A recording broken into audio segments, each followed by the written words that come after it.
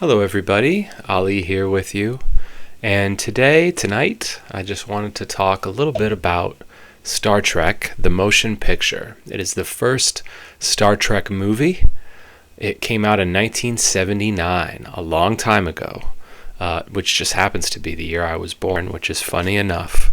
I was a couple months old when this was in the theaters. I was just thinking about what a cool experience this must have been for people who actually got to see it in the theaters for the first time when it came out.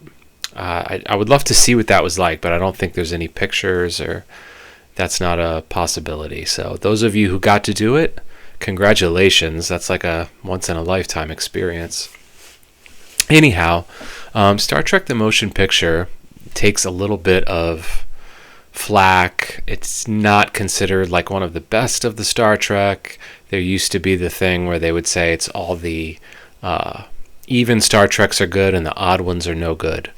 But Star Trek the Motion Picture, for me, and maybe I'm biased for reasons I'll explain, was an incredible film. It was fantastic. I still to this day love everything about it. And yesterday I watched the 4K release, and I have to tell you, it kind of blew my mind a little bit. Now, I haven't watched a lot of 4K movies. In fact, that was the first full movie I watched in 4K, and it just kind of stunned me a little that they can get so much detail out of something that was filmed so long ago. But we won't get into the technicalities of it. I just wanted to talk about it. That's how much I love this movie. So I'm not going to do this all the time. I might do it for the Star Trek original cast movies. I am an original series guy, so I am big time into the original series. After that, I like Star Trek The Next Generation, not nearly as much as the original series, and I never really got into or gave the rest a chance, although I plan to one day watch Deep Space Nine at least, maybe Voyager. We'll see how I like it. I'm not sure if I will, but by far and away, you can call me a Trekkie, but I'm really a original series type of Trekkie. So back to the motion picture. The first time I heard of or saw anything about the motion picture was in the late 1980s. I was maybe about 9 or 10 years old or so, and I was at Costco with my mom, and I saw a pack of Star Trek movies. It was 1 through 4. It was before 5 had come out. 5 wasn't even out yet.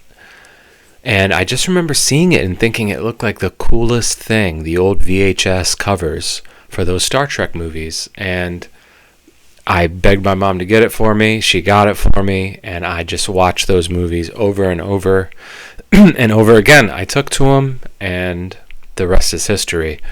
But the first one was the first one I ever watched, and I loved it. Why? It was just like an epic journey. I felt like I was getting on that ship with them, like I was taking this incredible journey to try and save Earth. And, granted, I was only 10 years old, but it just I felt like I was there. I felt like I was there with them. So a lot of people will say it's boring, or they take too long flying around Voyager. But I loved that long journey, which they kind of cut out in the director's cut, which I'm not a fan of. I like things about the director's cut, but overall I'll take the original that I watched on VHS. Maybe that's just sentimental value, and I'm being biased. It's possible, but I like that feel of just this is a long epic journey across this humongous threat or whatever this thing is. This is a big deal. And I just kind of like to sit back, relax, take it all in. So this type of movie just fit me and my personality perfectly. Now, of course, this was the first time we'd seen the original series crew since 1969. Excuse me. So it had been 10 years. So it was a very big deal. They convinced Paramount to bring it back. And it's a whole thing. You can look it up online where they were going to do a TV series, Phase 2. Instead, they went and did the motion picture. I don't know how I feel about it. I love the movies, but I wonder what it would have been like if we had more episodes with the original series crew. That's an interesting thought.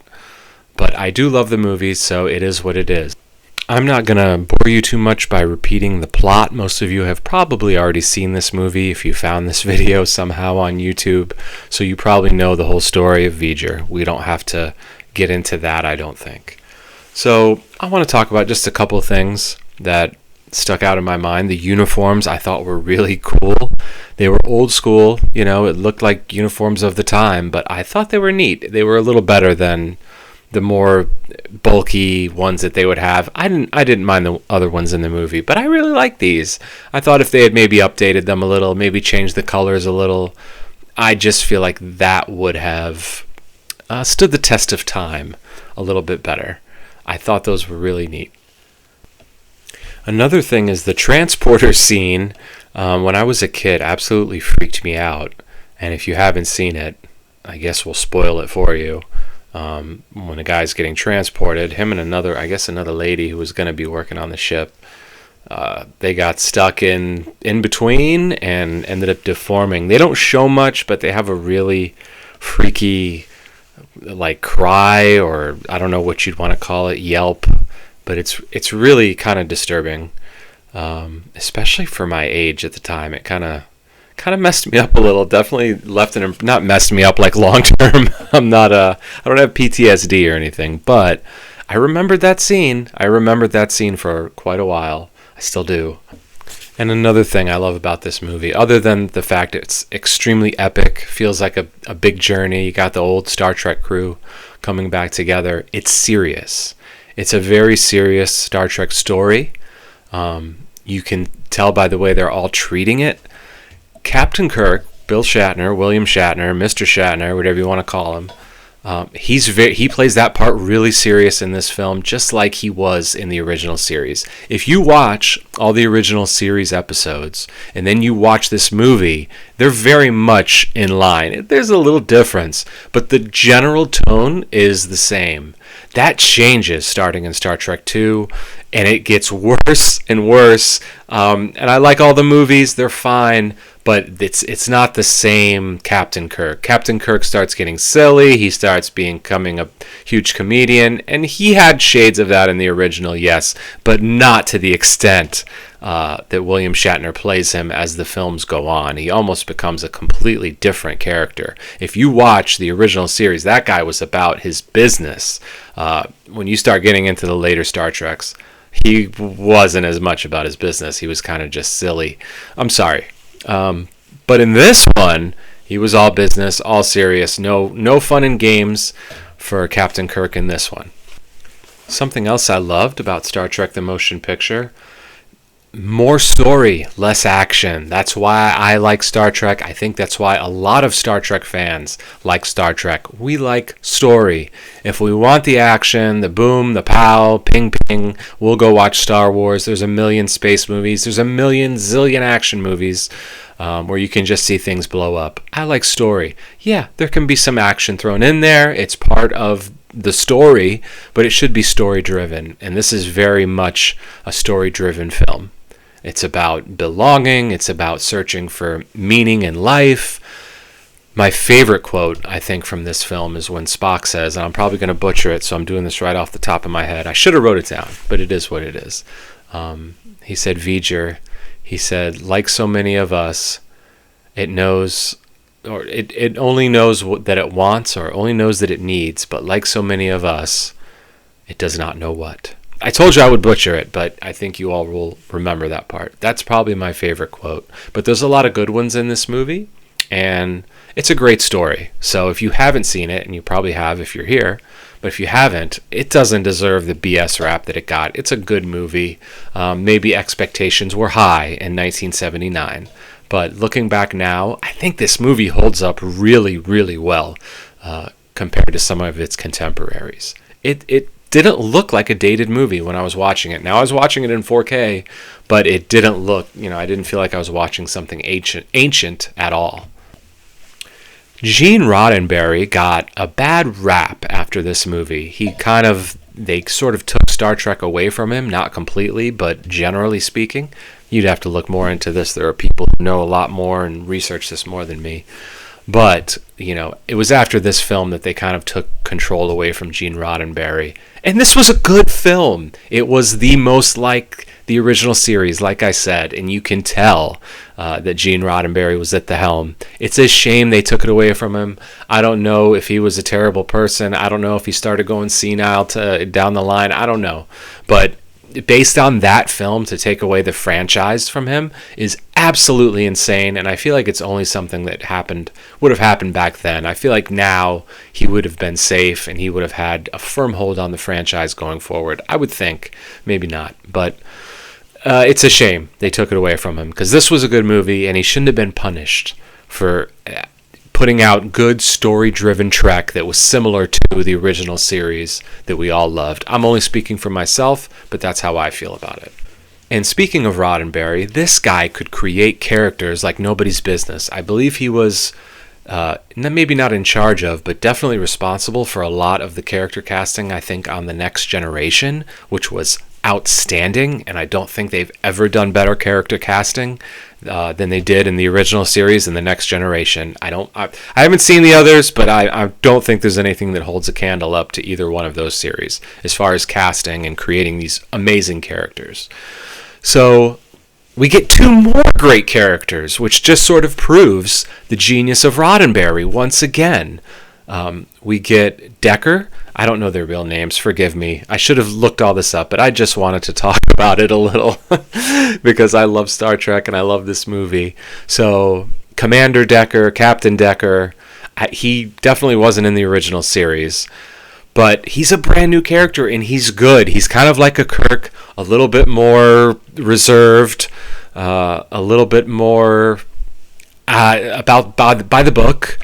But he's a good character, strong character, good character arc that they have for him, going from, being pissed off about the whole losing his being captain to Kirk, and then his girl comes along, Lieutenant Ilia, who is another excellent character. She's a Deltan. I don't know too much about the background of the Deltans, but she swore her vow of celibacy, so I guess that's good. Not for the guys on the ship. We'll stop there.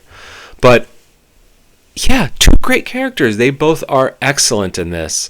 Ilia, when she turns into the probe, the robot, outstanding. So, I mean, I don't know what else to say other than clearly Gene Roddenberry knows how to make great characters. My only complaint was, and I know it went well with the story, it was smooth with the story, I wish they hadn't lost him right there. I could have seen Decker for sure coming. I could have seen Lieutenant Ilia, both of them, returning. So I think they were going to be in phase 2. Maybe they would have had a longer life there. I wish they wouldn't have knocked them off so early. But that's the way it went, and I thought the story winds up, it ties itself up as best as it could in a nice little knot, and it wasn't like a disappointment when you found out, V'ger was Voyager. It was kind of cool.